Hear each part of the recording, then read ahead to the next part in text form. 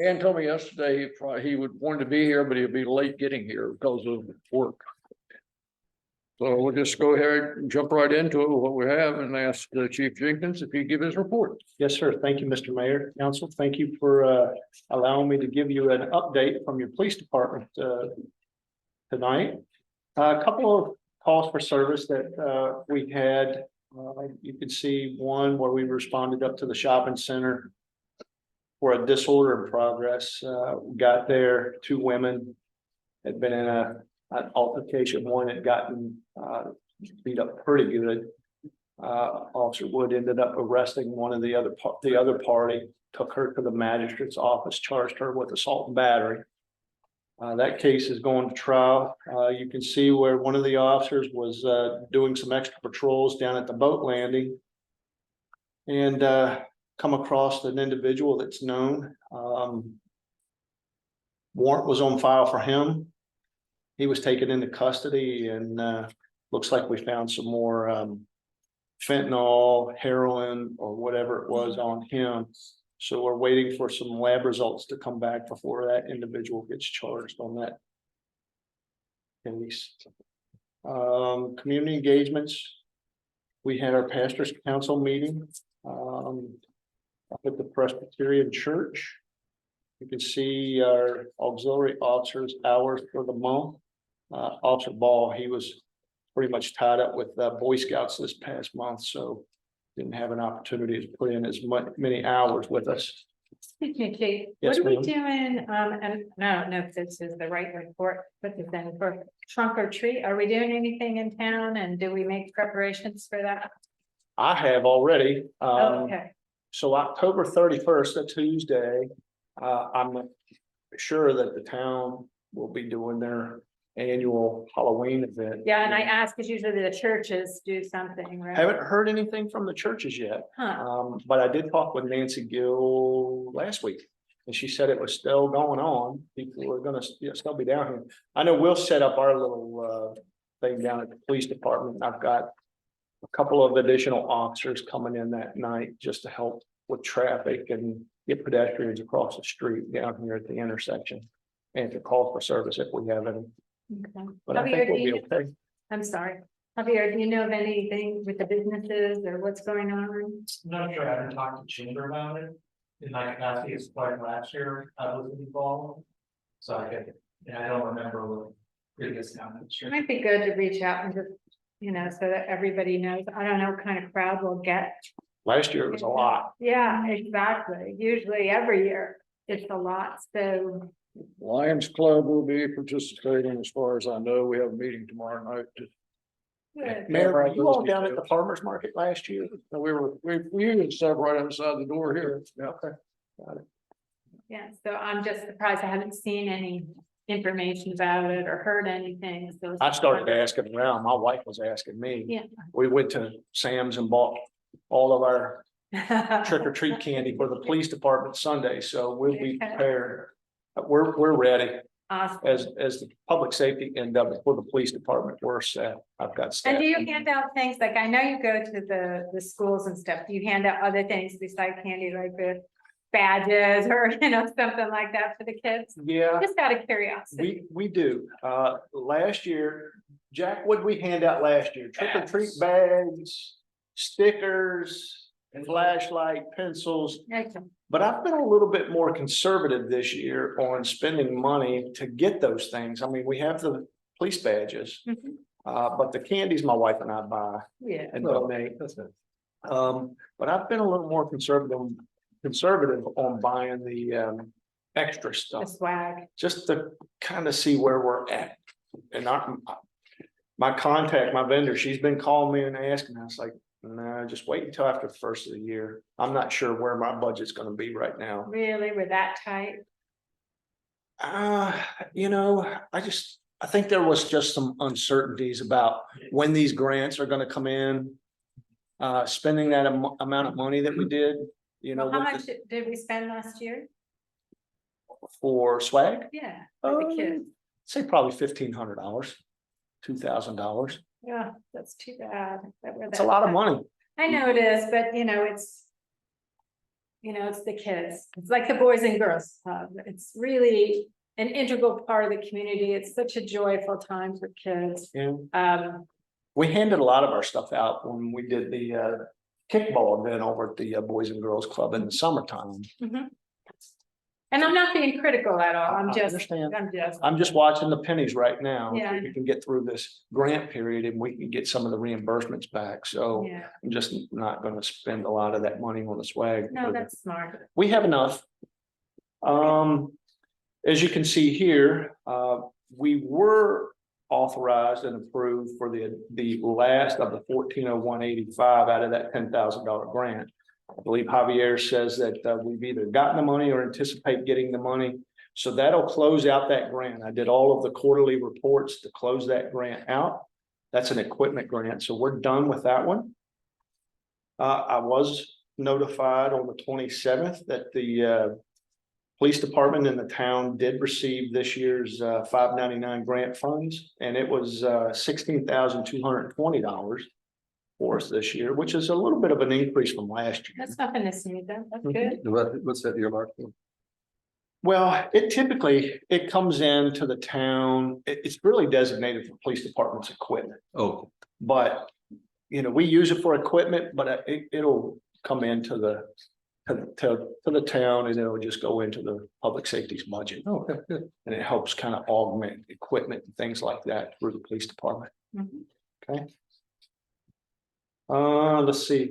We were able to solve our first hit and run off of our cameras down here last week. Picture perfect video. Man, it was just awesome. The lady reported it and watched our video, got a very good description of the van. And while I'm talking to her, the van comes by. Was able to get him stopped, Wow, finished the investigation charged, and so that's been taken care of. wow. Good. Clear as day. You can see him back out of the parking space, backs right into her car. And drives. Said, I never felt anything. Well, you can watch the van shake. You can hear the crash on the video. It recorded. And he looks, he pulls up and he turns around and looks. So he knew. Oh, he knew. He crushed that woman's car. So I thought that was very timely, Mhm. that those cameras have already helped Yeah. us solve at least one incident down That's there. great. Money well spent. So we did a little bit of research down here at the farmer's market on Fleet Street. I met with Mr. Payne.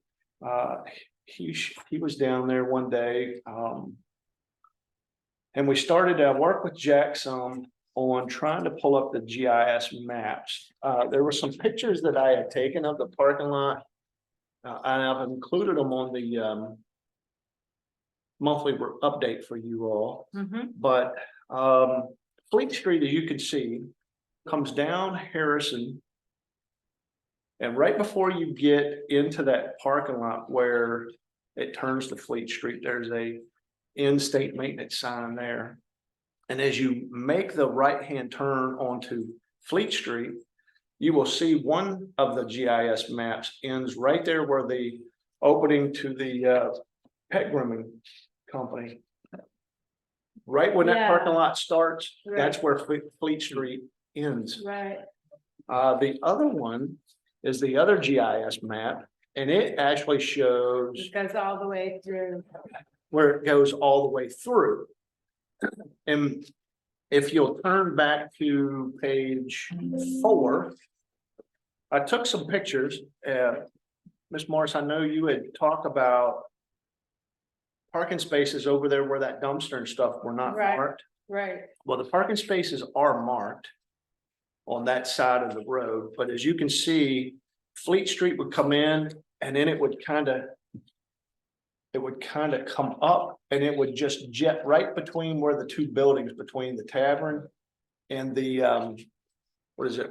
Flowers on the James Yeah. building. Used to be, yeah, used to be the latest incarnation was Flowers on the Run, Flowers on the Run. which the guy that ran it ran. Yeah. So that's kind of where it goes, but depending on which, I guess, GIS map you're looking at, or tax map you look. I haven't looked at the tax maps, but it would go right through the tavern's parking lot. Right, that's what I was concerned about, is we have a street going through a parking lot. It's not signed, people are parking there from the tavern. And it's okay, but I think we need to all be on the same page, what we're doing with that. I know, I mentioned it to Javier, and I would just mention it to this council here tonight, that if we were to utilize it as an official street when July 4th comes, we're gonna have to get permits to close it down for vendors, to shut that street down, just like we would do any of the other streets. When we have a special event and we're gonna close the street down, we have to get the permits and stuff to do it. I don't know, Mr. Payne and I, we were looking out at the parking lot. We do have an alternative, I guess we could put the food truck, if that's the way council wanted to do, but the back page on 6, where that telephone pole is at, we could really maybe relocate them in that area if our town administrators and council decided that might be the better thing to do than to where he's at right now. I'm not sure. I think it does block, because if there is a line there, and I'm looking at it from a public safety standpoint, right? When there's a line there for breakfast or lunch and you're coming around, there's no way to form a line that isn't necessarily spilling over into the quote unquote street area. So you have to drive through there very, very slowly, and people aren't aware like where a street boundary is. It all just looks like one big parking lot. So I think it's very confusing. You're talking about when the food truck parks, close to the farmer's market. Yes, right across, Right behind the parking lot next door. So page 3 depicts that location that they park. But the one he's talking about, the alternate location is actually. right, it's on the other To side. the bridge, No, I understand. and it shouldn't be any through traffic through there. I guess the thing for me is council or Javier, we're gonna have to decide where does Fleet Street begin and end. If it ends on page 3, you can see the metal object that she's constructed across that entrance to that parking lot. If Fleet Street ends where that first part of that metal barrier starts, then all of this where the food truck parks in here Mhm. would be considered private property. And I know as far as the street would be, I wouldn't have any control over what they Right. do. Public safety wise, yes, we want to make sure people are being safe, but it wouldn't be a designated street. So as law enforcement, I couldn't say, hey, you have to move this because of this. Right. So I think it all hinges on where's Fleet Street. Well, I think we should go back to the plan for the farmer's market. Because I think, if I'm not mistaken, the farmer's market, the plan showed Fleet Street going through. That's one GIS map shows it goes through, but then Yeah. the other one shows it stops. So when you say one and the other, who has one, who has the other? So if you see, pardon me, So Albemarle has it how? but they are all on the Albemarle's GIS website. And Jack, you have a little bit more knowledge of GIS. But this one, Goes through. you can see a part. Oh, that it is stops here, there, yeah. And then you have where it looks like maybe the old Fleet Street went straight through. So I'm not exactly sure. Because the address of the farmer's market is 125 Fleet Street, Mm-hmm. right? So it is a street. Right, and usually the address faces the street that goes in front of it. Right, so I would say that whole thing would be a street. Ever since I've lived here, I was told that was Fleet Street. You turn in behind the tavern, you're on Fleet Street. Right, Of course, it's not marked. Yeah. Outside. Well, that was my problem, Eddie. There's no sign, there's no lines to indicate this is a street. And in market day, when you're trying to pull through, people are going in and out of all of these things. And when it's crowded, I think it's very dangerous to back out, even with my camera. It's very, I'm constantly checking windows, mirrors, behind me, camera, because I'm always afraid there's gonna be somebody coming through or somebody opening doors that I don't expect or whatnot. I think that's a bit of a hazard. On market days or other events, we might want to mark that like a one-way thing or something like that, so you can drive in and out only in one direction. That would help, I think, because then you don't have cars going both ways. Chief, this being Tavern, Yes, sir. of course, all this area is paved to a point. Now, I think we had a discussion that says only Tavern that parking lot belongs to the town. Yes, Yeah. sir. When you see where this spot is right here, right from that, anywhere, here, Right. right, that's all town, right to the small town. Okay, so you can drive through from Lee Street right to the parking lot. Yes, sir. Oh, yeah. Okay. But there's two parking spaces, Eddie. One, no, on the other side, no, near 20. Yeah, Yeah. right in that corner there, there's two parking spaces. One is this way and one is this way. And if you had two cars in there, either this one couldn't get out or this one couldn't get out. Yeah, you're right. Those things need to be cleaned up from a parking perspective, I think. These are things that would be easy to do. And then from the Tavern's viewpoint, which I've never heard him say anything, but, everybody utilizes their parking, and they know the tavern opens at 11, and, you know, they kind of, by that time. Well, park Catherine used to, in Quick It's Club just Row, they use the town parking Sure. lot too. So I don't mind that, right? Because it's. They haven't said anything that I know of. I mean, no, When- one lane or two lane. When the bridge was down there, Yeah. was that Lumber Street? What was the name of that street that ran along by the river? It could have been low because. Didn't that come all the way up here and Fleet Street went down and? intersected Yeah, it there used to be a street right to. here, Here, like you're going toward the new bridge, yeah, and it curved all the way around, basically underneath the new yeah, bridge. and I thought that just from hearing people talk, that Fleet Street came in off of West Main and went straight down to that street. Could have, now, and I've never seen either one of those streets marked with a I sign. haven't researched it, so I don't know, I'm just asking We the didn't talk, natives. we didn't talk about streets, we said, go to the brick building, take a left, you know. Exactly. Well, it just struck me when we were, a while ago, when we walked through town and we talked about Lindsay Street and all the others. We never really even mentioned Fleet Street, and it probably should be considered in the town sort of plan and how it fits in traffic. Has it, oh, sorry. It fits in, sort of to the overall map and street plan of the town, right? Yeah, it might be nice to have some delineation, some markings that. Yeah, I think where so, it a is, street where- sign and no parking potentially. I don't wanna, I don't wanna ruin no anybody's parking. business or anything. We wanna be business friendly, but I also want it to be safe too.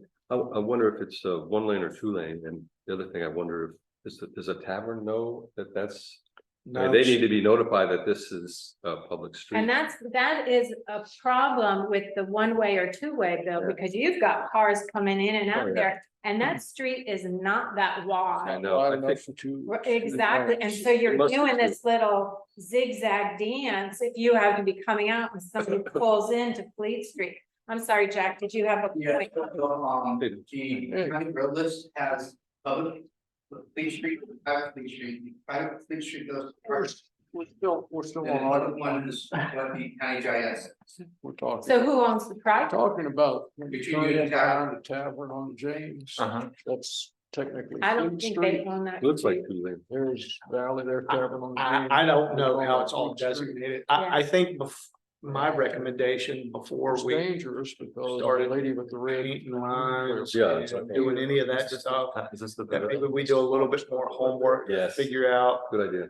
So where do we start? exactly We're what's talking about public making and that safe, private that's property. North Street Yeah, and split Because if it you between- start talking with business owners Become that say you're not safer, gonna be able to parking access more. this and this. or Yeah, we're not no. gonna Do this and that, yeah, Safety. and we don't have all our concerns. ducks in a row, we might cause more hard feelings. yeah, and I would not want to do that, right? But I do want it to be safe for people. And if I'm coming out and there's a car parked there and somebody else is coming in, it does get confusing. So if we make it one way and people park there, that's fine. We just have to figure out a way to accommodate I wonder everything if that's going on in that maybe it's space. more of a farmer's market management issue, if that part of the, is a private part of that Fleet Street. Maybe it's up to, you know, Caitlin to try to figure out how she wants to manage that section in there that's private. Cause I think irregardless of that, most of what we're talking about is on that farmer's market. So I can communicate with Caitlin, the location you did suggest, I've discussed before. And I think if we put there, at least we can address that public safety. You talk about with the trailer? Yeah, like against closer to the bridge. Right. Like that can just get done and then Brady can do homework and figure out the rest. Cause I do agree with them that we see that in an amicable relationship right now. Yeah, we don't want to ruin that. Yeah, they wouldn't get the foot traffic they would get where they locate, or sometimes now, however, it's only, you know, one food truck most of the time. And you got all your pedestrians over there. So And I think they've gotten a pretty good reputation now where people know to look for that red trailer and they're actually looking for it. So I think if, you know, again, page 6 depicts where Mr. Payne and I were looking as the alternative location. Why can't they just go back to where they were behind the restroom building? Behind what You know, behind the building with the restrooms in it there. That's where they were from Saturday after Saturday, and then all of a sudden they moved it over to the other place. I agree, that's probably a better position. Which restaurant? Where we, you know, where we To the where we side. store the picnic Oh, tables yeah, on the yeah, grass I there, think they were that's a- parked, they used to park there every Saturday. Yeah, I don't There know are why so they- many cars that, Yeah. you know, with the vendors, I've been there when they've set up. When the vendors come in the mornings, they're coming in around that portion of it, Mr. Mayor. So I don't know if they set their trailer up there, if they would have enough room between the building, their trailer and getting their stuff in. They and had out it of there for I'm not months, sure. and then all of a sudden they Yeah. moved it across the street. Yeah. I Yeah, don't know. more prevalent, I guess. Well, it'd be good to talk to them about why they moved. Yeah. The other thing, some people have, just a few people.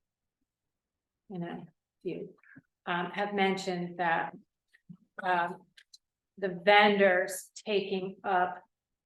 Spaces there and not having enough spaces for people coming in. So we have food trucks, we have vendors, all the vendors park on the outskirts of the farmer's market. Where people could park, because then you've got no lines on this section here. Yeah. Right, so people park all kinds of cockeyed, you can only get a few cars.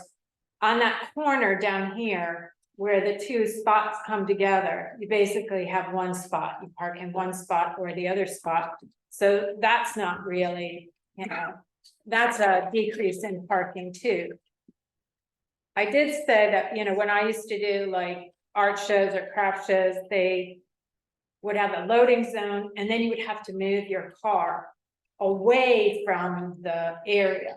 I think there's some back and forth about whether that's good for the vendors or good for parking, but I think it's some of the also, vendors were taking up parking from the Yeah. tavern Yeah, yes. Yeah. employees, and that's why. Yeah. That's why they put the cones out, right?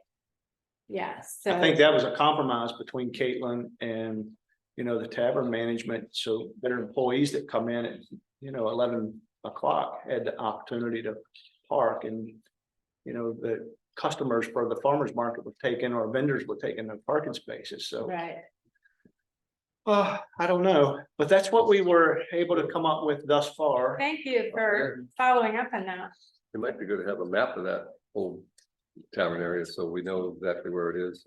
You know, where the boundaries are and boundaries things like that, yeah. Yeah, the other thing is that, you know, at the same time, this Lumber Street, that's a town street. I don't know if that's real clear on that. I think that affects where you could park, especially for the Bateau Festival and stuff like that. It's actually marked. Oh, it is. Oh, yeah. Oh, good. It's Oh, marked. right up here. Oh, yeah. Oh, it is. Okay. And what is the other one behind it? Scott Lane or Scott Yeah, Street? Scott, something like that. Something yeah. like that. The only other street that I know that's marked, that has absolutely no road, is across from CNS Motors up here, and that's Baldwin. Is that Oh, right? yeah, Yeah. that's right. Yeah. Baldwin. It's a sign there, and I'm sitting there running Okay. radar one day. Where does I'm that like, go? Baldwin was supposed to run from there to James River Road. Ah, My Yes, guest cottage is where I have my studio, it sits in the middle of Baldwin Street. no Right kidding. behind your house. Yeah, right, And it never got built, just like White Pine, where you drove where Heinz's driveway is. Yeah. White Pine comes up and joins Baldwin in my field. So. And that's public, that's all public, right? Well, Private. No, it's private. We gotta move your shed. And there's only one house on there and it's falling down. And I don't know how you even get your car up that hill the way it's graded. well, From Valley Street? I thought I couldn't of, get my truck through that. Yeah. thing. They use that road, they probably need F course. but years ago, when we were working more on the walkability, it was a big consideration to think of that as a trail. The only problem is it would be a trail to death. You gotta sit If you go up my driveway. I mean, not, they're coming down to 20 where that is, it's a really bad spot right there. If you go up the driveway to get to my house, when you get to the top of the hill, there's a street sign that says Baldwin Avenue, High Meadows Lane. No Really? kidding. Had no idea. Just some of those things like Lindsay Street, you know, that was one of those funky ones that we had With to the work hills, through. it goes like this. So, anyhow, Anyway. when are we gonna see the new police vehicle? Yeah, so I made a phone call 2 weeks ago, first part of October, to our vendor and talked with Tom, and Tom told me that I would have it within a week or two. He said, let council know to give us a little bit of wiggle room, you little wiggle room and me a little wiggle room, let's say the end of the month. This month, It's the 10th. in this year. I've been looking for this thing since August. So I've gotten a lot of different stories. I will tell you, one of my chief buddies from Waynesboro. I recommended this Tom and his company. They took him 5 police cars. They took them 5 police cars. They said they'd have him 1 a month done. And when I talked to Dave at the Academy retreat, he said, I'm never gonna take another car there. He said, East Coast done me the exact same way, so why go down to Roanoke when I can just take them to East Coast and have the same turnaround? Hmm. I'll leave it there. It's hopefully we'll be here by the end of the month, I'm hoping. But he told me it was 95% done. And then the only other thing I have, Mr. Mayor, is our stats for the month.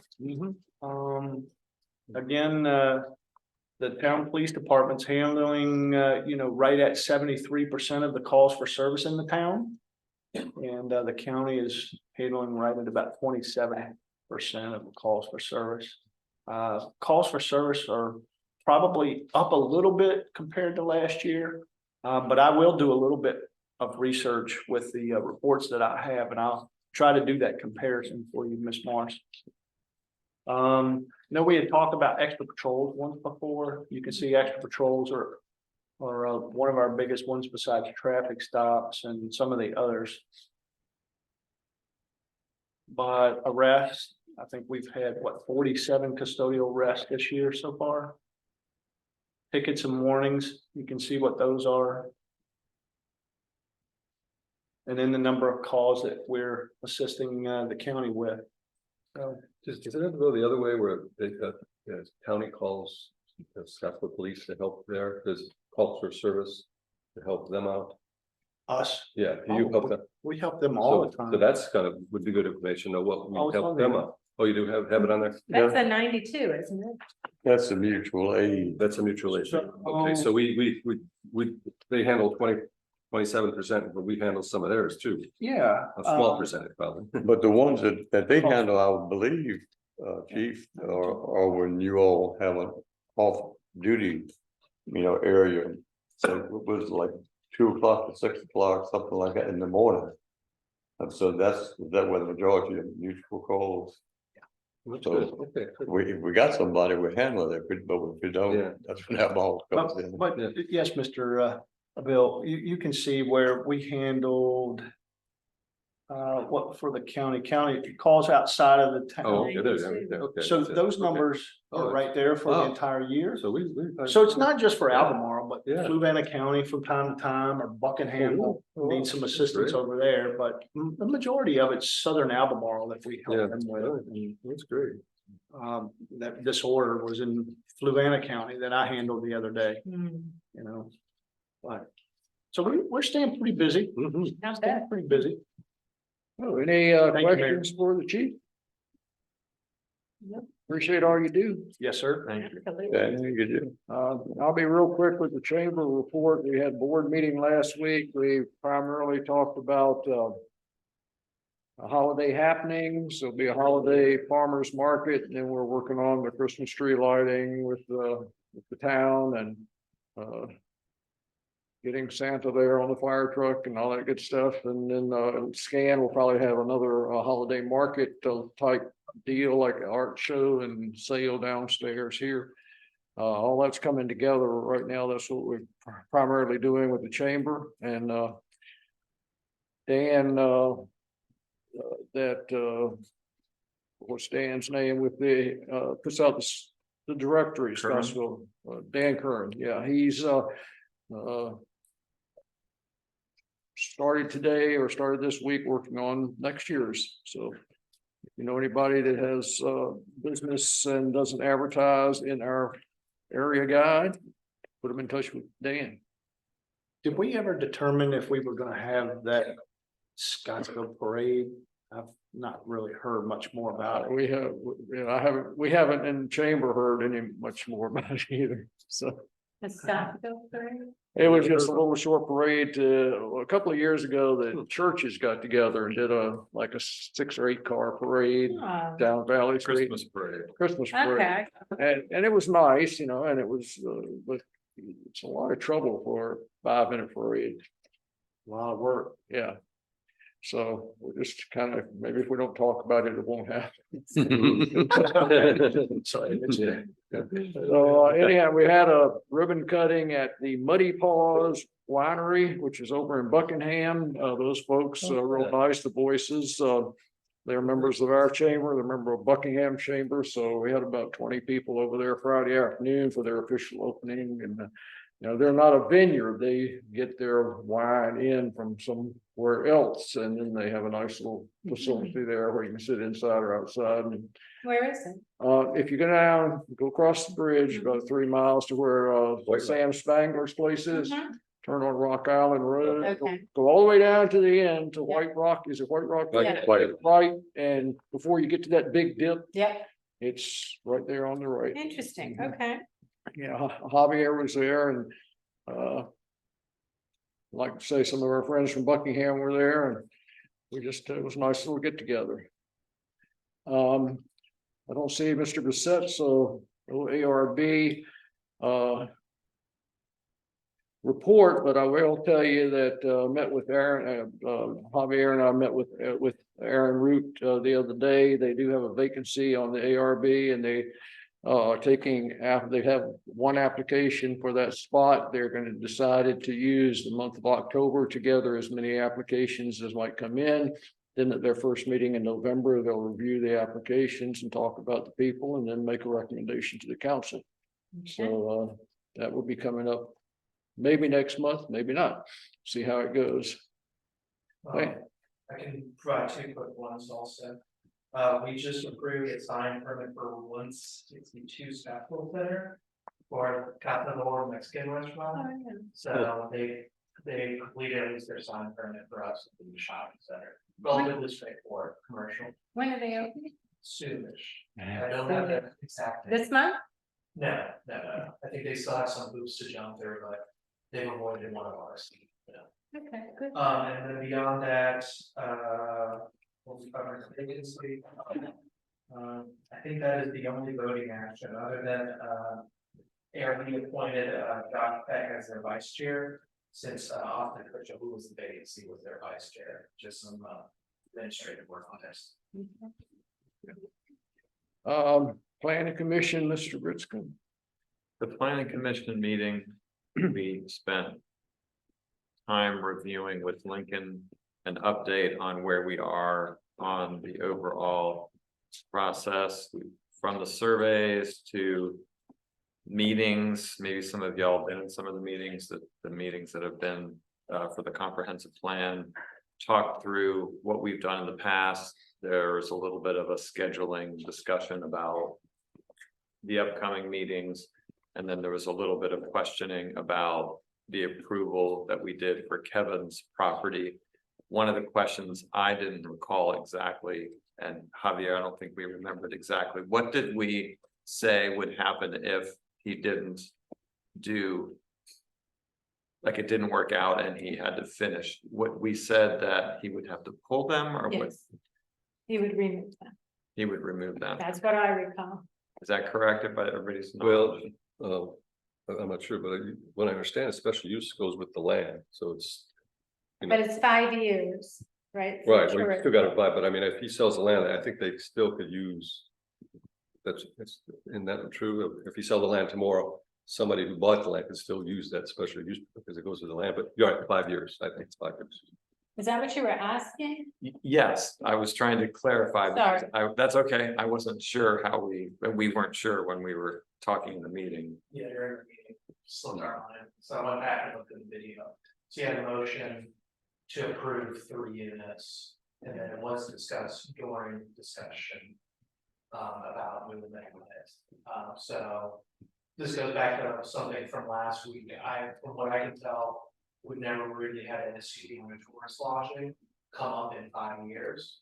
So the process that we would have with anything else administratively here isn't established, I'll put it that way. Okay, So, can we formalize that? yeah, I think it's on my to do. We're supposed to get a list of all the Yeah. of all the tourist lodgings and when they were approved and when they have to be reapproved, right? I have Meredith help me with that. Okay, good. Just going back through old records to find the first date, Yeah, that'd be good to know. and then we formalize them. Yeah, we should be consistent. And just a reminder too, for those meetings, if you all know people are interested in the meetings coming up, then encourage people to attend them. Which meetings? There's a couple more. Oh, those special meetings like, okay. The discussions about Okay, the right. Oh, okay, comprehensive right. plan. Outreach, you know. We have a walkability focus group, Saturday the 14th, which is Saturday, from 10 AM to 12:30. We have a housing focus group Saturday the 21st from 10:30 to 12:30. And then we're planning, because we've already done a business community roundtable and enabling growth workshop. We'll plan something early November after talking with planning commissions to have kind of a community meeting. That's kind of a capstone for all these events. But just kind of getting that out into the public also in this meeting. That was mine. Any questions for Dan? Mr. Town Administrator, Treasurer, you want to give a report? Yeah, so. So for the treasurer's report, next week, I'm gonna work with our new town clerk. On a first financial statements. What will be coming back to council is September financial statements. So that is, with that month, we're officially 1/4 of the way through the fiscal year. So you can think of it as 25% of the fiscal year. Just taking it, as a rough idea. I've been speaking to RFC, who are the auditors we use for our annual audit. And I'm seeing if I can schedule something for late October, early November, which is their typical cycle to join us audit work. That just involves the day of staff work, working with the auditors. Is that for current year, previous year? What is it for previous year? So we essentially have a focus on that did an audit. Yeah. We'll try to present early next calendar year. Yeah. I didn't know if they did it quarterly or what. Yeah, just once a year. Yeah. Any questions for Javier? Mayor's report, on the 26th of last month, we had a good meeting with Mr. Payne and Jack, Supervisor Price, Javier, and we talked about VDOT concerns in town. And basically, we went through as much as we could in the time we had allotted to us. And Supervisor Price left with a pretty good list of things that need to be done. So we'll see what happens. We still gotta get some information to them. How we doing with that? How we? Good, Jack just returned. Maps in format that Donna Price discussed with us. Okay. So I'll send those out in the format she receives. I might use some discretion to decide which ones might be priority. I think that might be the most productive way, considering the parties, because we have a long enough list that I would like to just prioritize some of them and see what could be the first items we could ask. Warren Street's gotta be the first one for mine, because that's used as much as anyone, I mean, that's prominent, and it's. I think that's a real priority, Which one, Bill? I'm sorry. Warren Street, going up back way to the food line. Well, and two VDOT's got their own schedule. Yeah, but I don't know if that's it, It's but for rough. us, I think for Scottsville, that would be first, and then I would think some of the ones in the village area. You know, or, Page Street really needs some work, there's been a lot of work there, and Bird Street, Harrison Street. I was surprised that they did the pipe replacement up here in a week like they said they were going to. Mhm. That was kind of, they deserve a gold star for that. What was the reason for that? Was that? Oh, for the pipes, bigger people, or collapse, was helps with the drainage, It'll be Does cheaper. it help with that leak at the Dollar General at the end there, No. do you think? That's different. Chief? yes, Haven't seen any more water pop up since they've done the pipe Yeah, see, that's what I was fix, wondering. so yeah. I've been watching. I'm not sure. This, Pardon? It was clogged under it, so they had to replace. I see. all those three pipes put water on my property. Yeah. And, You can it'll raise be- some fish. well, it'll be interesting to see what happens when when the water comes in. Because those Okay. pipes have been clogged, so. Well, if that's three more spots we could add to the hazard map. Yeah, when they dug that up, it's rough. Yes. Saturday, Put on there, or Yeah. is it? Saturday before last, Javier and I went to the Esmont Community Day. It was a really nice function. We met a lot of people we knew. We met a lot of people we didn't know, talked to Senator Deeds for a bit. While we were there, saw Supervisor Price and made a lot of good contacts and got a lot of good information on mental health issues from people that can help in a hurry. We talked to the health department people, we talked to the other private mental health organizations and hospital people while we were up there. So it was a very nice function. They did a really good job. Mentioned the chamber stuff. Last Wednesday, the gentleman Greg from the Visitors Bureau, man from DWR, Tim Carr, myself, Javier, Cody. Visitors Bureau wants to give us $20,000 to fix up the boat landing. Oh, right. So right. Nice. just give us some, here, fix it. So there's some issues about things you can and cannot do. And so we went down to the boat landing. We spent about an hour down there. We came up with a tentative plan. If it works, if we can get everybody on board, well, the guy that wants to give us the money and DWR guy and Tim Carr all seem to think it's a really good idea. Making the actual boat ramp wider so you can have it won't get blocked up in case rescue has to get out on the river. That's one thing. But it would be a lane, one side would be for boats launching, and the other side could be like for canoe and kayak and handicap accessible. So, Yeah. That's great. and they think the way they do it now, it's kind of like trying to define Kevin's places on the hill over there. It's a removable permanent boat. They make a big concrete slab and then they slide it down and put it into place. So technically it's not really there forever. Worked in World War II. Yeah. But we'll hear more from that as soon as I can get the kinks worked out of that one. You said the visitor center, you mean the Charlottesville? Charlottesville Albemarle visitors. What does the acronym stand for? Charlottesville Albemarle. No, DWR. Yeah, Department of DWR. Wildlife Resources. okay, so It used to be DGI. that's where I lost it. And it was the game and inland fisheries people and so. So the Bureau, like Ron said, is trying to figure out some grant requirements but we've been communicating with them to see if something's workable. But we have stakeholders there and they showed what was important. Be it between the rescue squad, DWR, Fishers, who are actually Yeah. the landowner there, and then us as a town. You know, it would be nice if they could actually come to a meeting and present their. Because I know that they had a vision all along about what the it's supposed to look like and had to adjust it with the rocks and all that, but. To see, and we were gonna do some things, the town was gonna do some things, it'd be nice to see what they need help with, maybe the town can support that. It was a really good educational experience too, to understand how.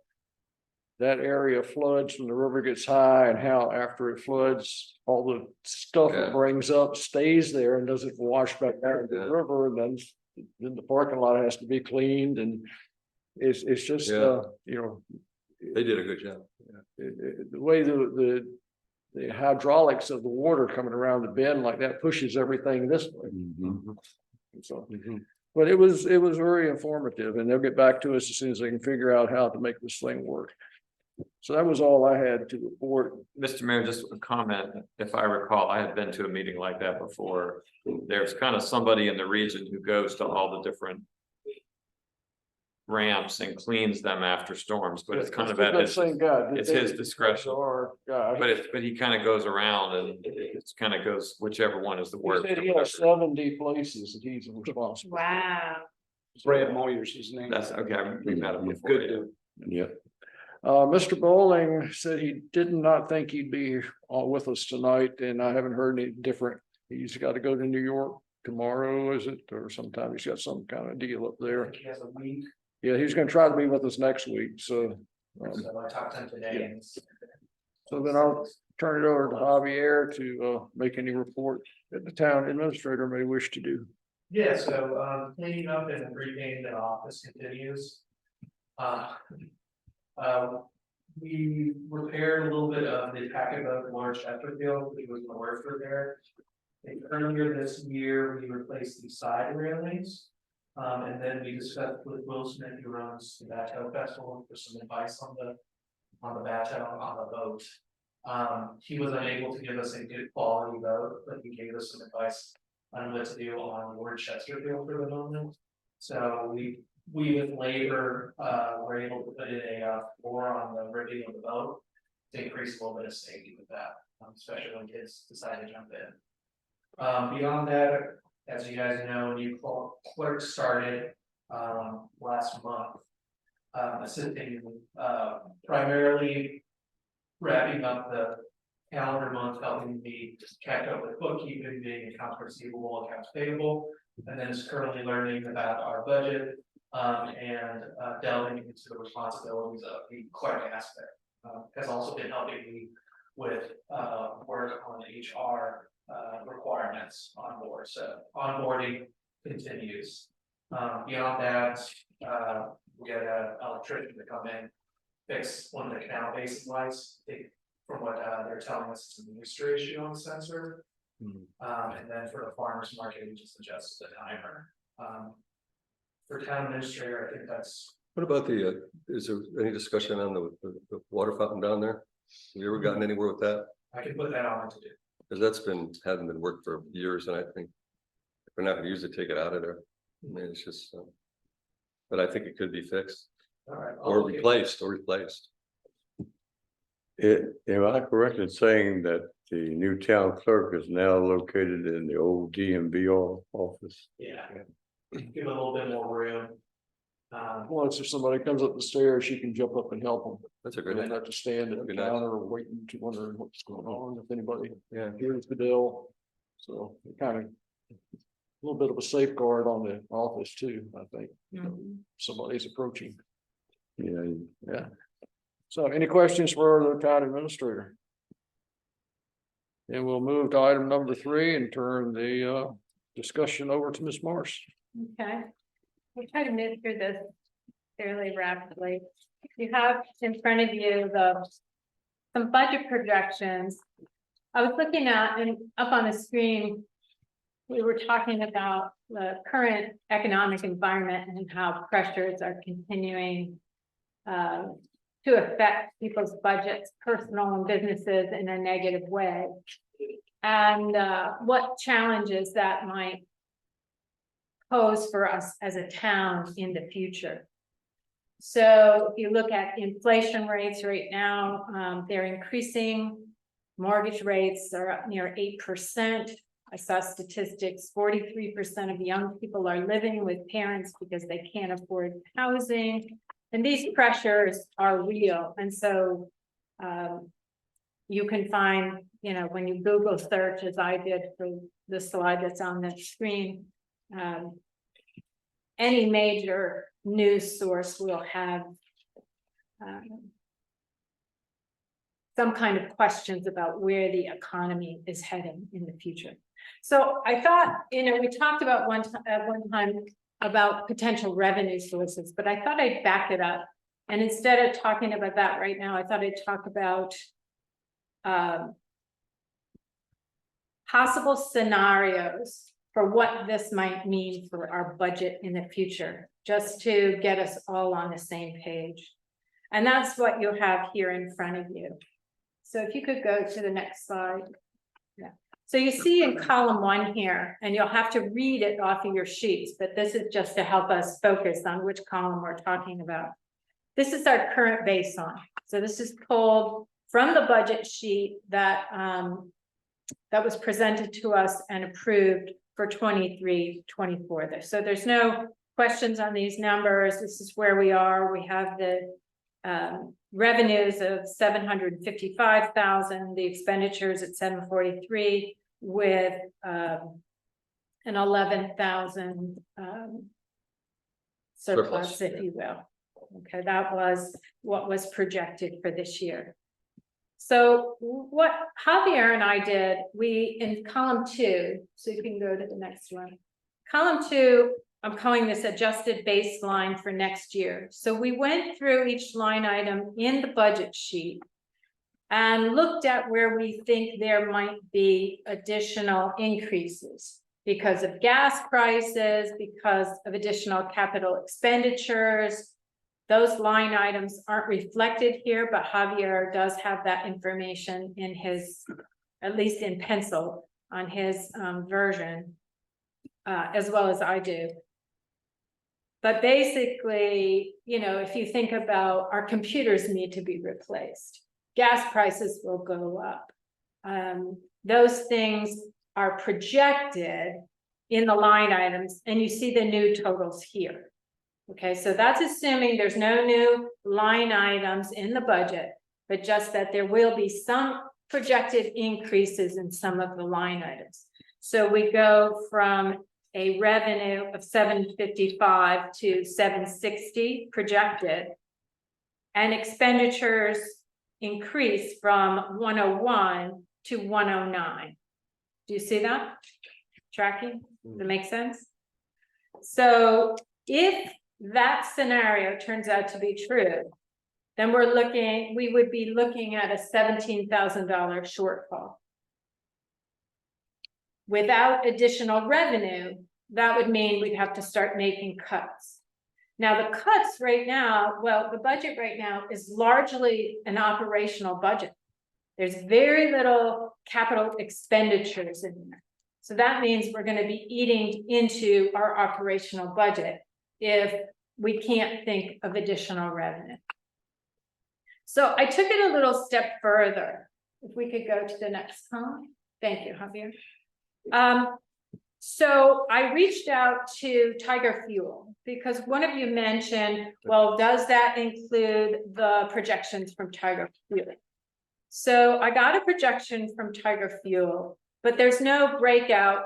So part of the revenue from Tiger Fuel that they estimated, I just got a single figure. I broke it out into 60% of that figure would be retail, so it would fall under BPOL rates, which is 20 cents for every $100. I think that's the rate.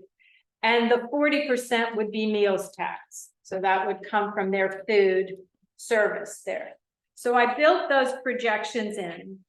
So with the increase of revenue, it goes up to $772,000. The expenditures, I didn't touch. I used the same expenditures from the adjusted baseline that Javier and I worked on. We still get a $4,000 shortfall. Now, granted, these are only projections, right? But this kind of showed you where we're heading. All right, so let's look at the next column, column 4. Now, the federal government puts out a statistic about an inflation rate, and they currently say that the inflation rate is at 3.7%. Now, I don't know about you, but when I go to the grocery store, I'm not really feeling 3.7%. But let's say that that is the case. So what I did is I just wanted to see what the expenditures would be at a 3.7% increase. So I took the adjusted baseline for 2024-25, not including the Tiger fuel. So I'm just focusing on expenses now. And I increased those line items by 3.7%. Without the additional Tiger fuel revenue, that would mean we would have a $45,000 shortfall. Now, this is 3.7% across the board. Some things are going to be more, some things are going to be less, some things are going to be zero. But the number is still pretty big if inflation continues to rise. Okay. That's an additional 3.7 or the 3.7 that exists now? It's just an additional 3.7 on top of what the baseline, the adjusted baseline was for 2024-25. But the rate, so The rate is across everything, it's still 3.7. 3.7, it No. stayed flat, right? So- Say it stays flat. We're not talking about a 4.2. No, right, Okay, just but the, 3.7. I took the current 3.7 that the government is reporting. and of course, the figures, columns 1 through 3, they've got to be based on a fluctuating interest rate because they spiked last year up to almost 8%. Well, that's mortgage rates, right? No, inflation rate. The last reported I figure saw I it. saw out of the feds was 3.7. I saw it 10 minutes before we came here. Okay, But they all spiked because, and basically it's because of what the Fed's doing with their interest rate. They're trying to get inflation down. That's causing inflation to have these fluctuations. Right. One factor. and I go back to the news articles that I showed on the first slide. It said that inflation is predicted to continue to rise. Mhm. That's what we're getting. So if we go to the next column. I was just thinking, I wasn't exactly finished. Oh, I'm sorry. That's okay. So we're looking at the figures in the columns, column 1 especially, Uh-huh, that we're dealing with fluctuating interest rate. So exactly. that's not a 3.7 across the board. Mhm. That's a 3.7 to an 8, back to a 5, Correct. but up here it's just 3.7. 3.7. So you don't think these numbers, I hate to use the word inflated, but Which are number? they, your first column, other words, The first column is, wait a minute. The first column is current budget, yeah, right? So what are you asking me about the current budget? well, what inflation rate was factored in to come up with We that? didn't factor in, as far as I know, any inflation rate. Okay, We just did projected spend, okay, right? so then. Now, this is what we approved as council. Oh, yeah. Right, okay. Okay, but any kind of expenditure, for example, was affected by It the was. current. And this is why our year-to-date budget may be tighter than we expect, so that 11,000 may be eaten up because of inflation. Right now, gas is at what, $3 and 40 cents, 340. $3.45? With this current situation in the Middle East, they're predicting oil prices to double potentially. If that happens, you're looking at $6 or $7 for gasoline next year. How is that going to affect producer price index, consumer price index, right? those things are gonna shoot up. So I applied it across the board. I think that is potentially more inflated, but I'm looking for trends and direction here, not exact, these are all budget models, and this was a quick and dirty, admittedly. Okay, so the next column, column 5, if you look at, so there's a gentleman named John Williams, and he runs a site called Shadow Stats. And he was involved, I think it was in the Reagan era, he's an economist or some such, and he was involved with calculating inflation under an old scheme. In 1980s, I think it was, they changed the way the inflation rate was reported. And they left in things you want, but took out things you need, like housing, like gas prices and things like that. So if he actually calculates the inflation rate as it was calculated back in the 1980s. He currently reports that inflation is at 11.7%. So if we take 11.7%, we would get a shortfall of $100,000, 108. Okay, now even if you factor in the Tiger fuel, which is 17 or 12,000, right? If we look back from the best case increase in revenue, right? The 615 to 628, right? So you're looking at 13,000, 14,000 maybe. That number's still not coming down. None of these numbers are really going to look very good, even with additional revenue sources. Is everybody on the same page there? Tracking? Okay, good. Now on column 6, this shows what happens if expenses stay the same, but revenue decreases by 10%, because our revenue is based on consumables. So as consumers and businesses continue to get hampered by inflation, revenue has the potential to drop. People won't go out to eat as much.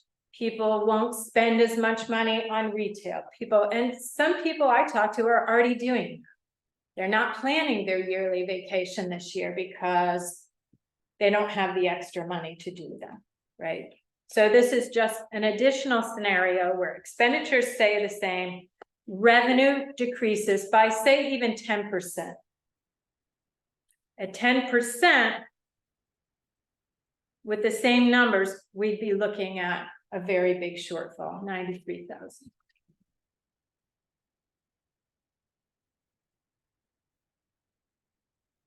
Lastly, the worst case is where revenue decreases and expenses increase. So we get the downward pressure on revenue and the increased inflationary pressure on expenses, right? So that's the double whammy, the big worst case scenario. And you see then revenue drops by 10%. I use that same number, right, as in column 6. And the worst case number, not even the worst case, not the 11%, the 3.7%. So this scenario is based on decrease in revenue by 10%, increase in expenses by 3.7%, not the 11%. You still then get $121,000 in shortfall. Now, granted, these numbers are not perfect, right? They're directional, they're notional. But this is my concern for us as a group, that we should be considering these potential scenarios.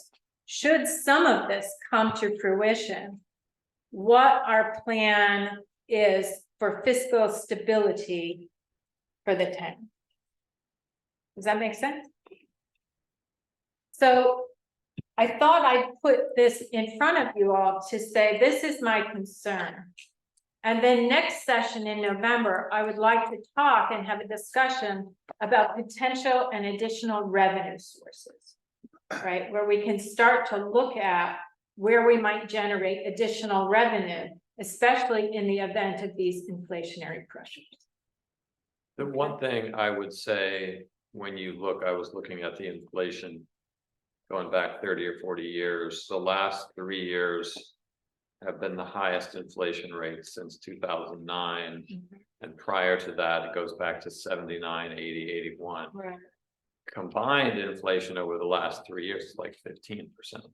Yeah. So the real number, or even it's even higher than that. So the data you're talking about is helpful, because we have to think not only in terms of current resources that we have, but also, like you said, how inflation will impact not only buying decisions, but also the decisions that we have to make. So thank you for bringing it out.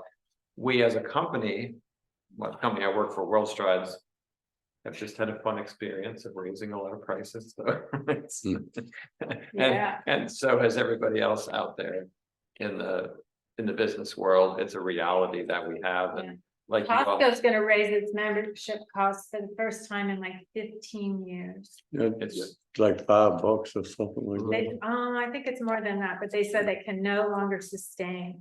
So we see this across the board. So you're absolutely right. We're gonna feel that pressure increasingly as we go to purchase goods and services.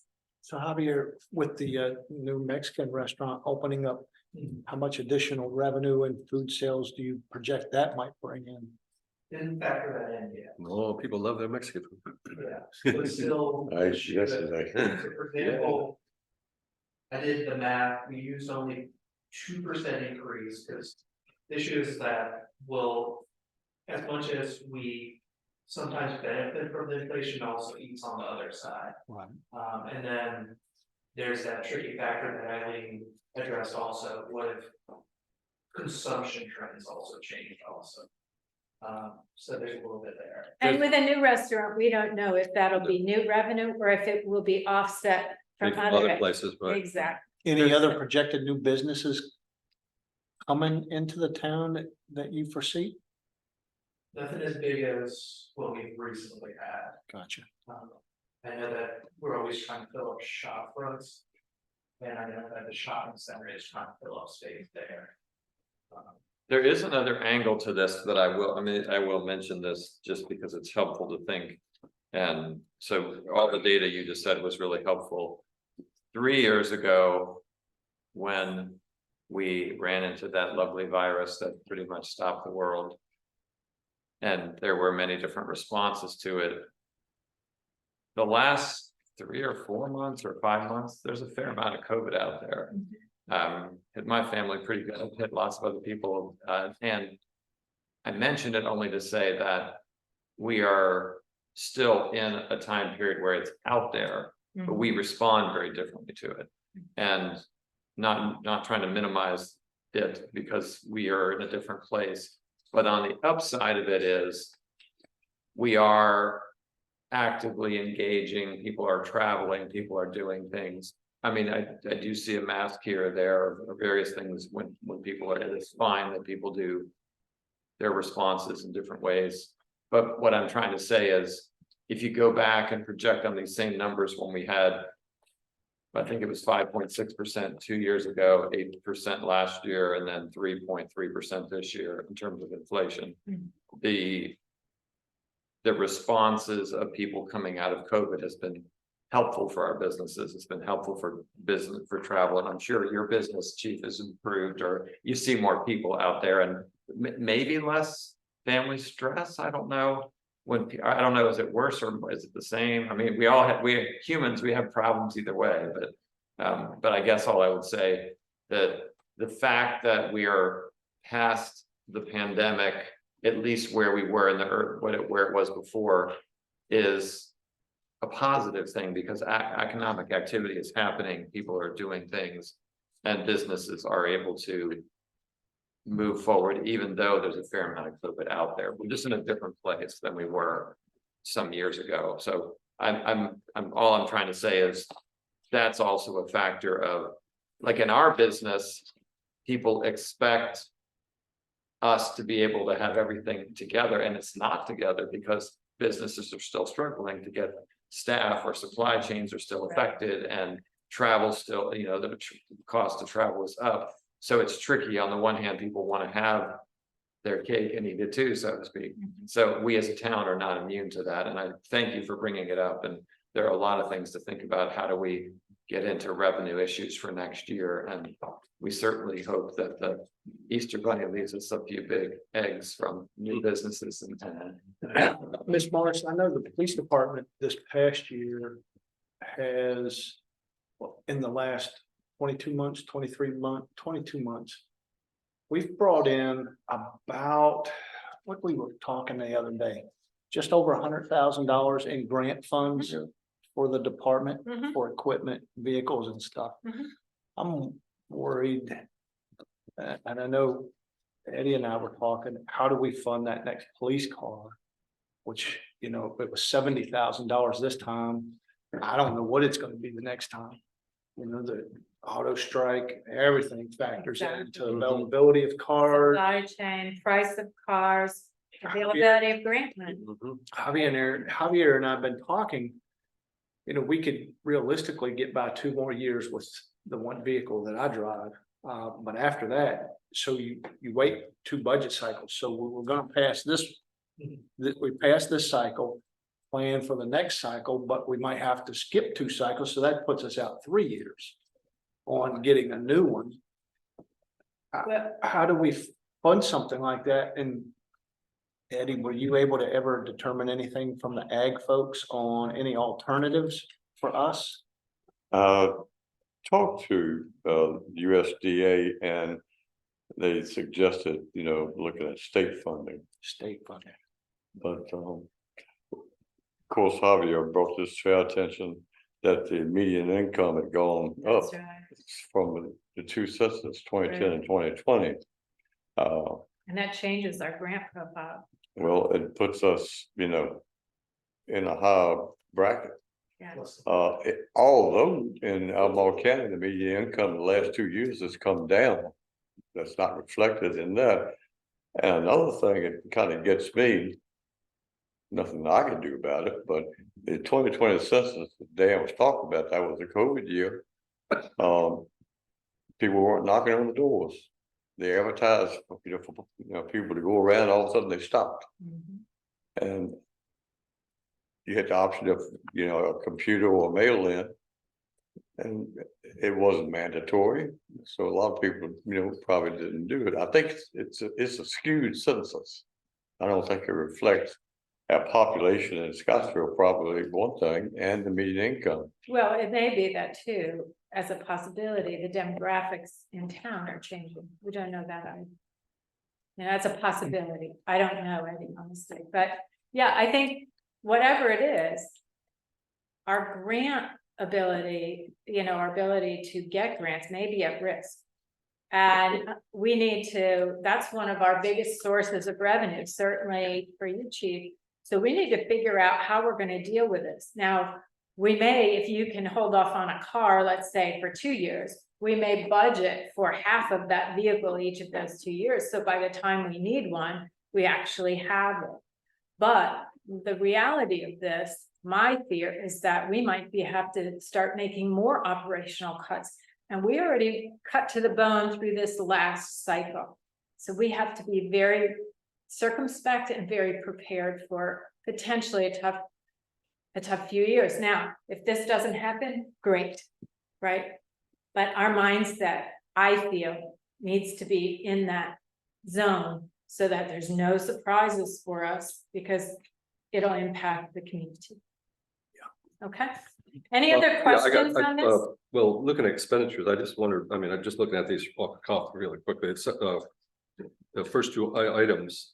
The one that really stands out is the municipal building went from 8,000 to 16,000. Is that already in the budget to increase the expenditures for the municipal? All these went up, and like community development went up $5,000, and the tourism went up $3,000. But why are these numbers you know, police only went up 3,000, I think, but the others went up. So Well, was that just projected? I'll make my comments, and Javier, please correct me, because Javier's has a lot of this data in his head. But I think we held things artificially low Oh. going into the last few years. And so this was returning to a somewhat normal level Mhm. of spend for those categories. Is that correct, Javier? Yeah, so flood control, a little bit increased actually anticipating the demand on here, we heard last month. Just to keep the maintenance, municipal building also to address needs I've heard also about our municipal building. You know, it's a little bit of work here and there. Oh, so you just think of these, this is some things that we might need, but nothing specific. What's maintenance? Some of the Maintenance, things. like, well, we do talked need the about, stairs, I know that. Stairs, windows. Okay, so these are, okay, And then, All right. And it won't even cover all the windows, Yeah. right? But it starts some of that maintenance work that needs to be done on the building. so this is. Budget projections, we haven't even touched this, we're ahead discussing this, we usually discuss this 3 months from now, starting. So those are some reasonable ones, but pretty conservative on most of them. The Yeah. police budget, I just increased what I know, will always come in increase, which is just healthcare costs. Yeah. Not really adjusting for anything that you're having to spend, Mhm. anything on there. And then, for example, on the vehicle becomes, that's a capital expense. In our budget rather than operational expense in that line. Yeah, and that doesn't include any surprises that we haven't, that we can't predict, right? Like the car that needed servicing, right? So, anyway, The other comment or suggestion I would make is, you know, the government services a while back recommended forming a financial committee, and then you guys are up and waiting by your own, but I think would be good. And there's some people that really know budgets and finance really well, and to really have a lot of eyes on this and to review this with the, you know, like Stotts, for example, is really knowledgeable about budgets, and I think Matthew does too, and there's a couple other people probably in town who know budgets. So it'd be good to really have people sit down and look at if we ever go in that direction. But it might be premature, but you know, just to get a lot of people looking at the expenditures and the revenues and other ideas, because I mean, there's a lot of ideas out there about this kind of thing, but anyway, just. well, if somebody is passionate about it, they can Yeah. certainly take that on. Right. Right, I'll be happy to hand my data over. well, you wouldn't want to be the liaison to that? I don't know. There's so much going on right now. Yeah, I think we all have it going on. well, I know So that, you wanna but talk I do about- think committees are just like we, you know, if we had one person making decisions here, you know, it's good to have 5 or 6 people use them, and I just think they're We'll valuable. talk about the financial thing at the work session next month, rather than the regular council meeting. Yes, At the work session. Yes, sir. Okay, we'll have it on the agenda for the work session. So we'll talk about revenue source. Yeah, do you want to go over that tonight too, while you got? the I floor? do quickly. I think hopefully it'll be quick. One thing I do want to say, I like the proposal format you have here, this is Thank you. kind of cool, I'm you know, going to, for consideration. No. Yes, no, whatever. Okay, you I'm got it. glad you made note Yeah, of you that, said too Bill. long here, Oh, my back's stiff. but I think that it's good because it's lays it out. You probably ought to send us all the format if we wanted to do something, we could use this. I think it would be good for us to Yeah, all good. put this It's a together for decision-making any model. topic. And it's simple decision making. And it allows the mayor to keep us on track, Yeah. because without, See, Chief. Any other questions for me before I depart? no, sir. Be safe. See you back in the morning. All right. All right. I might have Good some night. later, but I'll talk to you individually. Okay, so we went, Item 4, new topic. okay, so I shared with you a proposal for a committee on emergency preparedness. I drafted a charter and shared it with you last month, I guess it was. So at this coming council meeting, I'd like to put a motion on the table to create a formal committee on emergency preparedness. Jack and I have been working on a number of topics for emergency preparedness.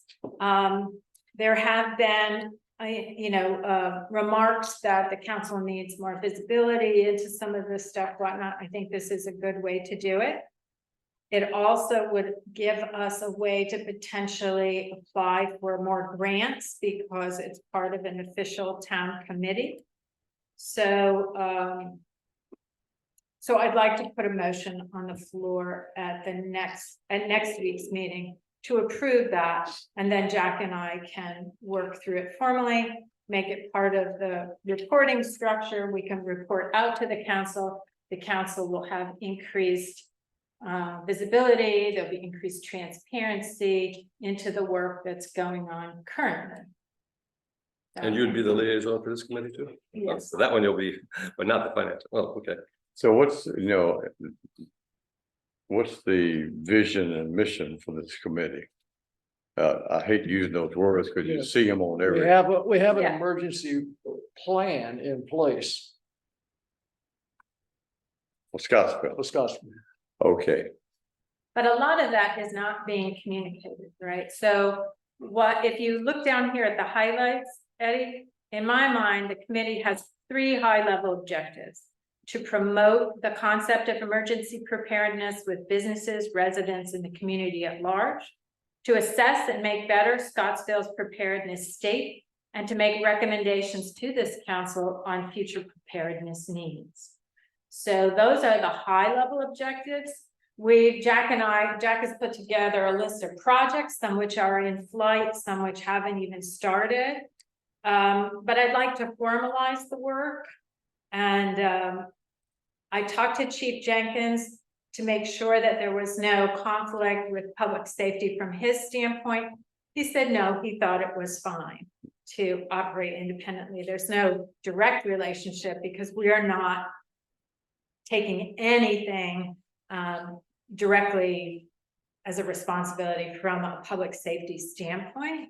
It's really about communication and getting together information, having this council look at it and approve it, and then having a communication plan that shares it more broadly. I think one thing I would say, given both a few past situations and also of things that could happen, there are benefits to having a more specific plan. I'll give you an example. So we've already had situations in recent months where the cell phones went out. And it'd be nice if we knew, okay, like Scottsville residents know cell phones, like there's no communication. Right. Here's 3 things that are happening, or you can go, that's an example. Another example is obviously, it could be, just look what happened in Israel just the other day. There could be a terrorist, there could be a active shooter, there could be some, universities have them, there could be some very unusual situation that happens out of the blue, and you want immediate, a prisoner's just escaped on Route 20, shot an officer. I don't know. You'd want immediate information to know. And the only way that would happen beyond the normal police channels would be some type of work.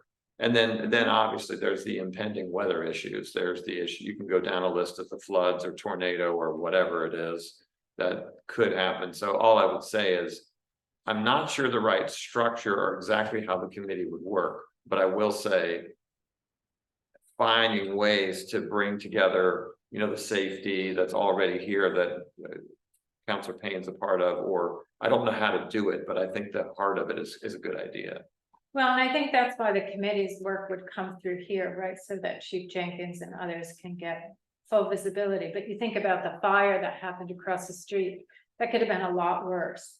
And what emergency preparedness talks to is, listen, once an incident happens and emergency staff get on site, they have a whole chain of command and they know exactly what they're doing. But people sometimes don't know what to do beforehand or how to prepare for that. Do I need to evacuate? If we have to evacuate people, what are they going to do in the meantime? Businesses having those lock boxes that potentially fire services or police have keys to, so they can get into the building if there is an emergency or an incident inside that needs immediate attention. Many businesses, I think, don't know that that's available to them. So it's communicating those kinds of things. I think, and Jack did a great job of putting a lot of preparedness information on the website when we're releasing version 1 of the website. And so it's kind of formalizing those, put those into, brochures, mailing. You'd like to apply for grants to get more monitoring equipment in town, to get more alerting, like get text alerting capabilities so that people can register and get text from the town when something like an incident like fire or a flood warning comes out. Jack is doing a lot now through Instagram or through private channels, but having a formal communication system for the town would be great if we could get a grant for that. So these are all possibilities, and if we have a committee, it gives us more oomph to actually go after grants like that. It gives us more credibility. And I've made this point before. We've got to be careful with what the town does when it comes to emergency preparedness. If you have too many agencies involved in this as an emergency, it can create confusion. Yeah, you're right. You can't be prepared enough. I'll give you that. And a lot of things a committee like this could do within our town are good. However, you got that damn Code of Virginia again, and what it's 46-14 point something. I can't remember what it is, but basically it says municipalities will have an emergency preparedness plan. Scottsville is part of that, but it's through Albemarle County. Just like everything else, we don't get represented. Right. Um, And that doesn't mean we can't craft out our own. well, I would like to see a committee like this prior to its formation, get in touch with the FEMA CERT program, for example. Community Emergency Preparedness. Somebody help me out. Anyway, pre-COVID, they were down here, had a good turnout with people I'd never seen before. They wanted to volunteer. They didn't want to be a rescue fire, but they could, put up some sandbags or knock on doors. Right. And then it just fizzled out. Or if it did, they're doing it a different way I'm not aware of. And then secondly, Albemarle County, University of Virginia, Charlottesville, they call it CUA. They've got their own emergency preparedness plan. Yes. And I forget the name of the thing, but we had to take a lot of online courses and tests and pass them just to come to this one special meeting we had. And what we had, this has been about 5 years ago, Scottsville was chosen for a disaster.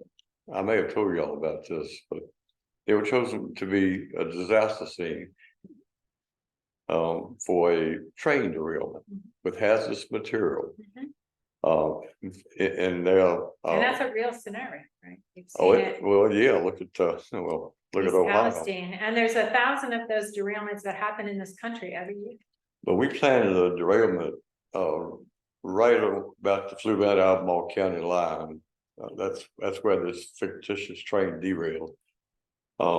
We had 50 people I know in a command center in the fire department, and it included state police, FEMA, Virginia Wildlife, Albemarle County had their people there, police, fire and rescue. So did Charlottesville. Representatives from Norfolk Southern and CSX Rail were there. Their safety people. It was a big deal, and we went through the whole scenario. Basically, it's a chain of command type thing. Everybody's got a job. That's what you do, and you're successful. So that was beneficial, and I'm sure they still have these meetings. Since I'm not in a rescue squad now, I'm left out of that. I'm just saying, basically, the person that handles emergency preparedness for Albemarle County is actually the assistant top guy in the county. What do you call him? Administrator? No, administrator. County executive. Thank you. Yeah, not the county executive, but the assistant county executive. Under it, yeah. And Charlottesville's got one. And you know, these guys just pull another hat when there's an emergency. Noticeably absent at this scenario. Was Scottsville. Hmm. We were included and the fire department were included because we were part of the emergency system. Scottsville Police, I don't think was even invited to it. Yeah. And technically, we need someone to be the go-to guy like everybody else has. Right, It's the emergency preparedness director. It can be a town administrator, it could be a mayor, it could be anybody. But there's already something in place. I like to see Scottsville be represented more in that. I don't disagree, Eddie, I think. You know, And one of the things in the projects, I know Jack has been doing a good job about reaching out. He has his FEMA certification, right? You completed that earlier this summer, Yeah. right? was that part of the cert? That's part of the basic academy for emergency management. So that's something different. Right now, I believe the town administrator is I just wanna. incident commander or something for the town if there's an emergency. Ron, But I don't know that we all know what the roles are and things clear. If an emergency happens, you're incident commander, you know what to do, right? So we just need to make sure it's clear. I'd like to get a list of projects together eventually was part of this committee and get it in front of you all. So that you can say, well, I want this, this, this, and this, and let's prioritize some of this work and get it done. I think our world is changing and I think we need to be prepared for this stuff. I think the public and businesses need to be prepared.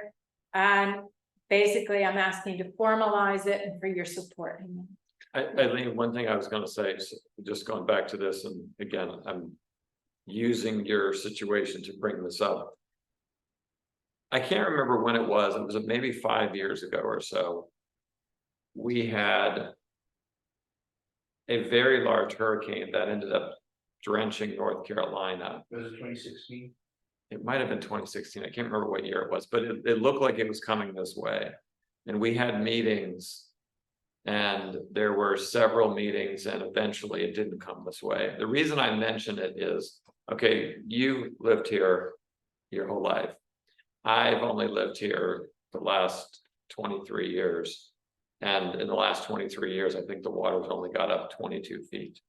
But had that big hurricane come up here, the water would have been a lot more than 22 feet. It would have been dangerous. So all I was going to say, when I think back of what's been most concerning to me in terms of safety, there's been lots of things, but that's what concerns me the most. And what I will say is, it reminds me when that happens, whether it's the safety committee or your committee or whatever it is, we can't be rusty at that moment. We got to move, like we got to make people we got to know. And I don't want to, knock on wood, thankfully it hasn't happened, but we're going to get a 23, 24, 25, 26 foot swell at some point in this. Right. Hopefully it's years and years from now, but when it comes, we need to know, we need to respond because it affects lots of people around here and we need to respond calmly and quickly. Right. Well, with a disaster like that, or even this train wreck I'm talking about, when the command center comes together, the way they've got it planned, they do have a plan and we're part of it. Where's the committee's responsibility? The committee has no responsibility at that point. That is incident command. That is the incident commander working with public safety officials. What our committee is doing is trying to get our community better prepared for Right. that incident, Yes. right? So we don't I'm not gonna be telling Chief Jenkins or Chief Grandstaff what they should be doing, right? That's town business. But you were talking about setting up a line that some people could call. No, so let's say on the website, you would put in, okay, I want to be notified there's an event, right? Well, more And then- counties already got that. They have it, but for Albemarle County, there's something, if it happens in Scottsville, I'm not so sure. If this fire had spread, I'm not so sure that that would have gone through Albemarle County. Right? It And how should. fast that, it might not, Eddie. But this is the kind of stuff I think, look at FEMA has a lot of this information too, but it's not Scottsville specific. If you look at the weather prediction for this year, we are right in the middle of projected snow belt. So we could get a lot of snow this year, potentially. Now, if people are snowed in and those incident commanders cannot get out of their driveway for whatever reason, how should people be prepared ahead of time? To Dan's point about a hurricane that comes through and flooding, right? That's really what we want to focus on. Jack, you want to say So something? basically, like ice cream we had 2 years. What would you do if basically cell phone outage goes out? They don't know to go fire from it, and like the rest of it has that phone that they can call ECC. They don't know that's there. And I bet you a lot of people don't even know about the system at Albemarle and haven't registered. So those are the kinds of things that we like to get the information out. Well, on. I can see that. Just my last thing is, the point I'm trying to make is, let's not have a duplication of No, something that no, already Eddie. exists. And I But want let's to, be more involved with what does exist now. Get Scottsville yeah. in on it. And I don't want to step on anybody's, responsibility set. That is not the responsibility of this committee. This committee is going to do work. It's going to put the work before council, and you will all, as voting members, have the opportunity to weigh in on any decision that is made. I just want to formalize the committee so that we can get grants and potentially other things. And those things we'll bring before the committee too, right? But we can't do that if we don't formalize this work, or it's harder if we don't formalize it. We'll be down the chain and say there, a couple of volunteers working there. Oh, there's a committee, it has council approval, yada, yada, yada. It's a whole different, right? So basically, we can go state. Farm emergency management, we could go federal, we could get all sorts of grants for the Corps of Engineers. If something fails in the pumps, Right. any of that stuff would be a whole lot easier on the town to get those grants. Compare what we're having issues with grants right now. Increasing our cameras and monitoring, all that kind of stuff could be done as part of emergency preparedness as well as public safety. And it wouldn't hurt to have attacking these things from two sides, but all that visibility would come through here. Okay. All right, so that's all I had. I'll put a motion forward and I'll ask you all to vote your conscience, but I would ask for your support. Okay. Thank you for all that. We don't need to concern ourselves with the closed session as the matter of the closed session has been settled. Okay, so we're gonna skip on down to adjournment unless somebody else has something. Well, we're gonna have that closed session next week Well, we're not having at the that town closed, council. we're not having a closed session on the subject of this closed Oh, session. But we could have a. We closed could session. have a closed Yeah. session if you got something we need to have a Yeah. closed session on. Yeah, I do. But this has been taken care of, so we don't Okay. need to go into Okay. closed session for something that's already been settled. So need a motion for adjournment A motion to adjourn. and second, Okay. thank you all. Thank you, everybody.